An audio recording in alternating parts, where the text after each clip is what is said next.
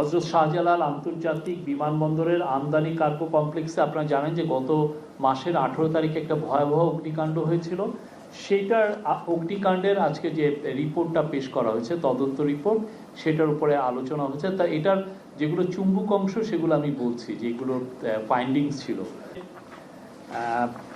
Cargo ইয়েতে।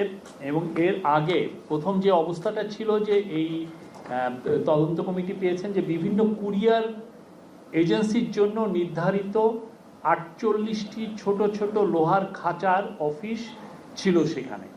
Courier শেডের ভিতরে অফিস এলাকায় ফায়ার অ্যালার্ম, স্মোক ডিটেক্টর ও স্প্রিংকলার ছিল না। আপনি জানেন স্প্রিংকলার দিয়ে পানি দেওয়া হয়।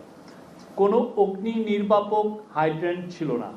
কোনো ধরনের নিয়মের তোয়াক্কা ও সতর্কতা ছাড়াই পলিথিনে মোড়ানো কাপড়ের রোল, রাসায়নিক পদার্থ, সংকুচিত বোতলের পারফিউম এবং বডি স্প্রে, ইলেকট্রনিক জিনিসপত্র, ব্যাটারি, ওষুধজাত পণ্যের কাঁচামালের মতো অত্যন্ত দাহ্য এবং অন্যান্য দাহ্য পদার্থ এলোপাতারিভাবে সেখানে স্তূপকৃত করে রাখা হয়েছিল।